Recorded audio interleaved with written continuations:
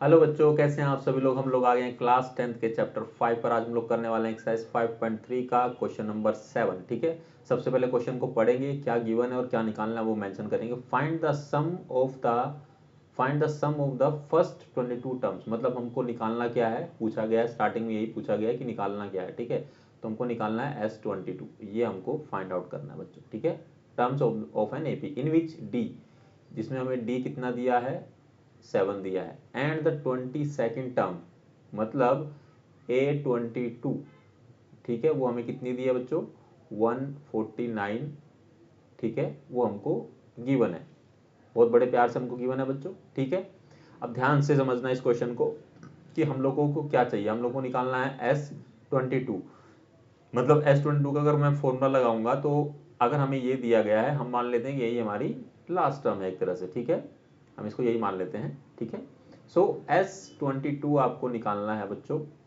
ठीक है, तो इसका फॉर्मूला अगर देखोगे तो क्या है, n/2। ठीक है, जिसमें कि n22 हो जाएगा। ठीक है, और हम लोग अगर शॉर्ट फॉर्मूला लगाते तो a प्लस में शॉर्ट फॉर्मूला इसको बोलेंगे, वो हमारा जो है लेंथी फॉर्मूला है। ठीक है, तो a प्लस एल। ठीक है, सो l जो है मतलब या an बोल सकते हो आप इसको। ठीक है, वो हमारे पास ये दिया गया है। a की वैल्यू हमको चाहिए, तो बहुत सिंपल है बच्चों, आप क्या करेंगे, अब an आपके पास नहीं है। ठीक है, तो आप क्या करेंगे, यहाँ पर मैं A22 को क्या मैं ऐसे लिख सकता हूँ, a प्लस में 21 डी ऐसे लिख सकता हूँ इज इक्वल टू 194, है ना, क्योंकि हमारे पास डी की वैल्यू हम पुटअप करेंगे तो ए की वैल्यू आराम से आ जाएगी। ए की वैल्यू आ गई तो आप यहाँ पुट करेंगे, S22 की वैल्यू भी आ जाएगी। ठीक है, मैं कोई गलत तो नहीं बोल रहा, ऑफकोर्स नहीं गलत बोल रहा। अब देखो ये कैसे आया, मैं बता देता हूँ। A22 को आप कैसे लिखते हो, हमेशा फॉर्मूला अगर लगाते हो तो ऐसे लिखते हो ना, a प्लस में n-1 डी ऐसे लिखते हो। एन की वैल्यू कितनी है, 22 है, 22 यहाँ पर लिखोगे, -1 करोगे 21 डी आ जाएगा। इस तरह से ये चीज़ लिखी गई है। ठीक है, अब इसको सोल्व कर लेते हैं। a प्लस में 21 इंटू में क्या है 7 इज इक्वल टू में 149। ठीक है बच्चों, 21 इंटू में 7 करो कितना होगा, तो ये हो जाएगा 7 को 10 से मल्टीप्लाई करो 70, 70 दूनी 140, 140 147। तो a is equal to a plus में 147 इज इक्वल टू में 149। ठीक है बच्चों, सो a इज इक्वल टू में 149 माइनस कर दो 147। सो a की वैल्यू कितनी आ गई बच्चों, ये आ गई है 2।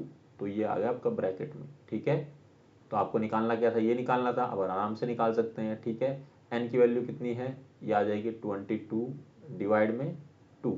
ठीक है, a की वैल्यू कितनी है बच्चों, हमने निकाली है 2 है। ठीक है, और a मतलब इसको l बोल लीजिए, A22 जो भी आपको मतलब लगता हो, आप जो भी बोल सकते हो। ठीक है, आप इसको लिख लीजिए an ही मान लीजिए, या फिर an मैं यहाँ लिख देता हूँ आपकी उसके लिए। ठीक है, तो ये आएगा आपका यहाँ पर 149। ठीक है, 149। ठीक है, और ये आपका हो गया ब्रैकेट क्लोज। ओके बच्चों, और यहाँ से इसको जब सोल्व करेंगे तो कट जाएगा 11 पे, तो 11 इंटू में 151, इन दोनों को जब ऐड करेंगे 149 में 149 में 2 ऐड करेंगे 151 होगा। मल्टीप्लाई करोगे तो आपका जो आंसर आएगा बच्चों वो आएगा 1661। आप इसको मल्टीप्लाई करके देख लेना। ठीक है, ये आ गया आपका S22 जो आपको निकालना था। ठीक है, फर्स्ट 22 टर्म्स का। ओके, क्लियर है बच्चों। तो यहाँ पर ये वाला क्वेश्चन नंबर 7 एक्सरसाइज 5.3 का समाप्त होता है। अगर इस क्वेश्चन में कोई भी क्वेरी है, कोई समस्या, कोई परेशानी, कोई डाउट है तो कमेंट सेक्शन में जरूर पूछे। वीडियो अच्छी लगी वीडियो को शेयर करें अपने दोस्तों के साथ ताकि उनकी हेल्प हो सके। ठीक है, प्रैक्टिस करते रहिए मेरे साथ, चैनल को सब्सक्राइब करें, बेल आइकन को दबाना ना भूलें। मिलेंगे आपसे अगली वीडियो में जिसमें हम लोग क्वेश्चन नंबर 8 करेंगे। तब तक आप लोग अपना ख्याल रखिए। Thank you very very much.